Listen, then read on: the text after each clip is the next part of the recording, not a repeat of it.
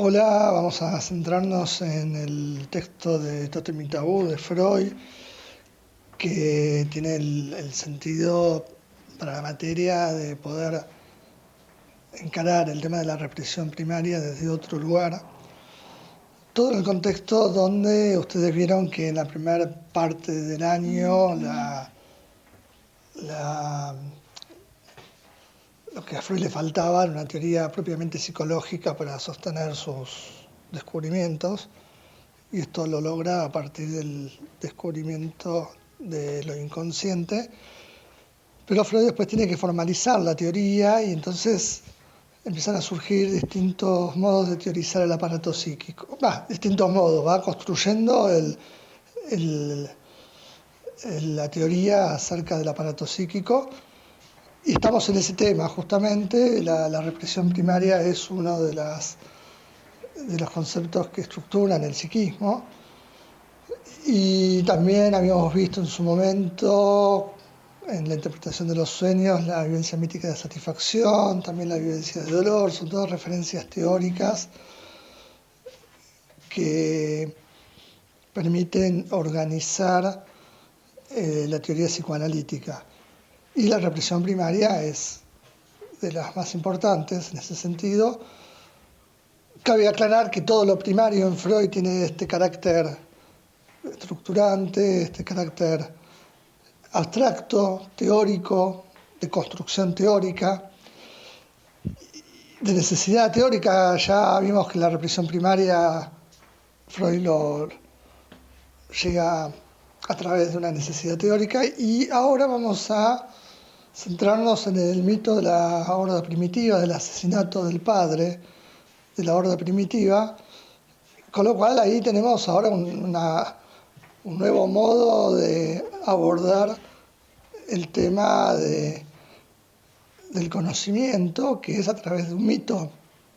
Es decir, ya no es la necesidad lógica, teórica,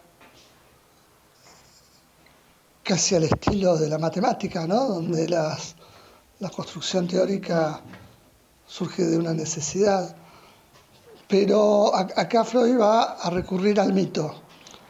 Y el mito en la ciencia no está muy valorado como un modo de acceso a la verdad, porque el método científico es un método que se basa, por lo menos de manera más ligada a las ciencias naturales, a laboratorio, a constatar un conocimiento, y el mito no tiene esa posibilidad. Pero bueno, como justamente la pregunta es por el origen, y como el origen no es algo que tengamos acceso, o no es algo que desde el punto de vista científico se pueda recurrir al laboratorio, porque es algo que ya sucedió y está perdido, el mito termina siendo para Freud un modo de construcción teórica que permite decir algo de la verdad o acceder a algo de la verdad de otro modo. Claro que uno diría, bueno, ¿hasta qué punto Freud le da valor de mito? ¿Hasta qué punto tiene un valor histórico de necesidad de un acontecimiento que realmente haya sucedido? Sea como sea, lo vemos como un mito, como una necesidad teórica que permite, desde el punto de vista psicoanalítico, aportar algo en el terreno científico más ligado a la antropología, a las ciencias sociales, en relación al pasaje de la naturaleza a la cultura, una problemática que la ciencia se ha preguntado, ¿no? ¿Qué es lo característico humano que permite diferenciarnos del resto de los animales, de los seres vivos, y qué es lo que específicamente le daría valor de cultura? Y en ese sentido, Freud hace su aporte, de hecho discute, habla con los antropólogos de la época, toma sus desarrollos, habla, por ejemplo, de la exogamia, la enigmática exogamia, la prohibición del incesto, la enigmática prohibición del incesto sobre todo, cuya consecuencia es la exogamia, que los antropólogos han ubicado como característico de todas las culturas, en todas las épocas, en todos los lugares, y que daría un aspecto común a todos los pueblos en relación a la pertenencia a una cultura y a el hecho de una vida en sociedad regulada por algún aspecto legal, algún aspecto de ley que permite poder ubicar el vínculo entre los miembros de un grupo y de un grupo con miembros de otros grupos. En ese contexto se ubica el desarrollo de Tótem y Tabú, por un lado, el aspecto teórico de Freud, esa necesidad de llegar a un mito. También Tótem y Tabú, en el libro en sí, podríamos decir que es un tratado sobre el padre, en términos psicoanalíticos. Es la pregunta por el padre, por la función paterna. Y bueno, en este contexto aparece este mito. ¿Este mito qué dice? Dice que tomando los desarrollos de Darwin acerca de la horda primitiva, que vieron que Darwin había, con su teoría de la evolución, nos había emparentado con los grandes simios, y entonces la estructura de estos grandes simios es la de un macho dominante, y después el resto de los miembros del grupo. Y en ese sentido toma los desarrollos de Darwin para ubicar ahí la cuestión del macho dominante. Y por otro lado, se ubica en los desarrollos antropológicos de los vestigios de las primeras culturas humanas, que parece ser que la característica común que han tenido todas es la de ser sociedades totémicas. Esta recurrencia, esta regularidad de la figura de un tótem en estas culturas primitivas, a Freud le permite ubicar un rasgo común, y en ese sentido entonces podemos decir que desde el punto de vista científico hay dos tiempos ahí, ¿no? El que ubica Darwin en términos de evolución, del pasaje de la naturaleza o de los grandes simios a los primeros vestigios de cultura ligados a estas sociedades totémicas. En el medio no se sabe, hay teorías distintas, algunas hablan de la evolución de la inteligencia, pero bueno, es un enigma ese salto que implicó en el hombre ese pasaje a la cultura. Hay muchas teorías, pero bueno, Freud acaba de hacer un aporte desde el punto de vista psicoanalítico, y en el medio entre ambos tiempos ubica un acto que sería este asesinato del padre de la horda primitiva. La horda primitiva entonces más ligada a la naturaleza, al aspecto más animal, al aspecto de las relaciones y vínculos que se establecen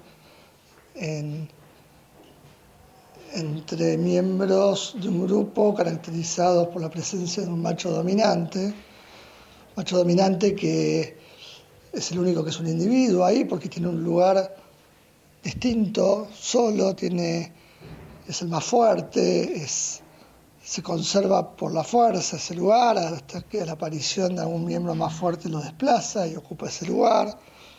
Ese lugar tiene, en principio, tiene el monopolio de las hembras son de él, y los machos, eso significa que los otros machos son expulsados, hay una rivalidad, hay un uso del poder, y por otro lado, al ser más fuerte, lleva sobre sí la carga del cuidado del grupo, y en definitiva ocupa un lugar distinto al resto.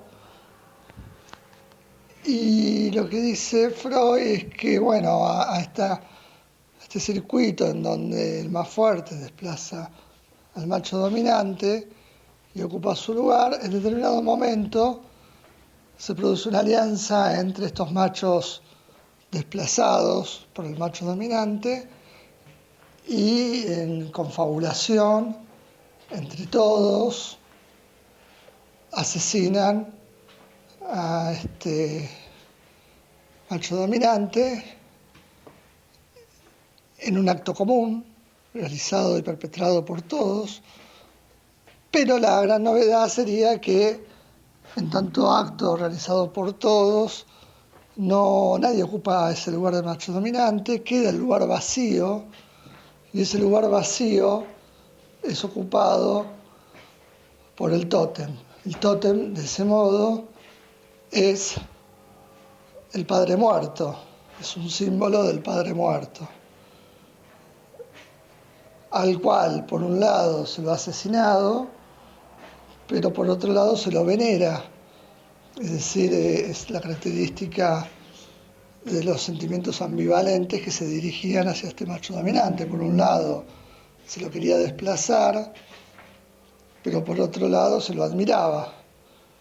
Esta característica del lazo ambivalente es un rasgo esencial en la teoría psicoanalítica de los vínculos afectivos. Los vínculos afectivos se caracterizan por esta ambivalencia amor-odio.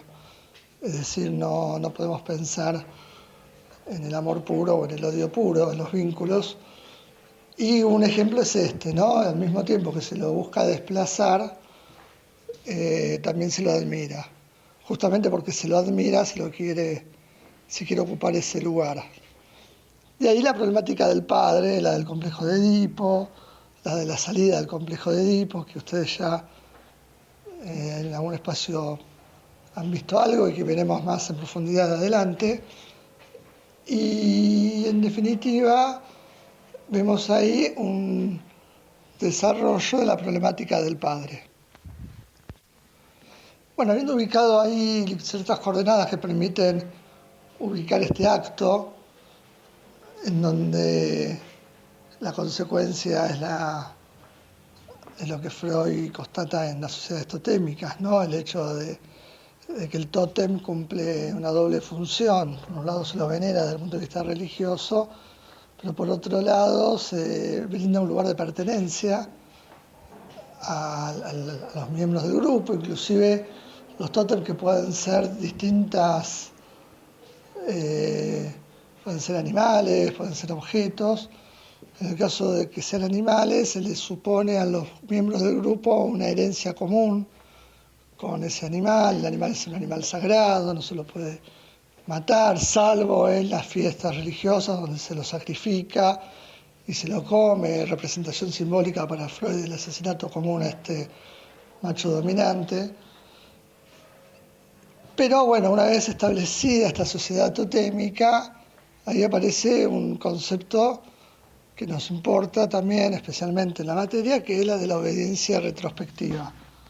¿Qué significa esto? Significa que si los motivos por los cuales se lo desplazó a este macho dominante era porque la presencia de la fuerza de este macho dominante inhibía a los miembros del grupo en sus impulsos, en sus pulsiones, los tenía inhibidos, el asesinato vendría a representar un modo de poder liberarse de esa posición, es decir, poder acceder a realizar los impulsos, las pulsiones. Y lo que llamativamente sucede es que tras asesinarlo hay un acuerdo común que vuelve a prohibir el desenfreno de las pulsiones, es decir, la ley que regula los vínculos entre los miembros de un grupo, de algún modo inhibe los impulsos, que hay que decir, los nombro. Freud destaca dos fundamentalmente para tener en cuenta como referencia, que son los que se desarrollan en el complejo de Edipo, que son la tendencia incestuosa, es decir, el vínculo de amor con la madre, y el de la rivalidad con el padre, es decir, el querer desplazarlo, el vínculo agresivo. Es decir, que hay algo del vínculo agresivo, del vínculo de amor, que, regulado por la ley, adquiere un valor cultural, social, que permite lo que nosotros conocemos y vivimos como la vida en sociedad. En definitiva, la audiencia retrospectiva hace referencia a que se lo asesina para poder llevar adelante determinadas acciones, pero después, a través del pacto entre hermanos y la ley, hay un acuerdo común de volver a inhibir esos impulsos, de ahí la obediencia retrospectiva. Y de ahí Freud deriva en una serie de argumentaciones tendientes al sentimiento religioso, a la idea de Dios, y hace toda una vinculación del tótem hacia la religión. Ahora bien, entonces aparece el concepto nuevo de la ley. La ley viene a ocupar ese lugar vacío, es decir, el macho dominante, al no seguirse con la serie del más fuerte, deja un lugar vacío. Ese lugar vacío es ocupado por la ley, y la ley tiene una doble función en este caso, ¿no? Por un lado prohíbe, por ejemplo, el incesto, pero por otro lado habilita, que es lo que vemos en la salida exogámica, es decir, el incesto prohíbe determinados vínculos, sea con la madre, inclusive familiares, con las hermanas, o lo que en las ciudades totémicas era la prohibición de casarse entre dos personas del mismo clan, es decir, era necesario el intercambio con otros clanes. Y vemos ahí entonces esta función habilitadora que tiene la ley, ¿no? Tan importante en la función paterna. Digo esto porque muchas veces se tiende a pensar en algunos discursos que la función paterna es una función de autoridad o de imposición, y la función paterna por excelencia la entendemos, por lo menos yo la entiendo de ese modo, y el psicoanálisis creo que también, por el lado de lo que habilita, es decir, es una ley habilitadora. Bueno, estos son los temas ligados a Tótem y Tabú, son varios, de distinto alcance, pero quería transmitir lo esencial. Bueno, los saludo.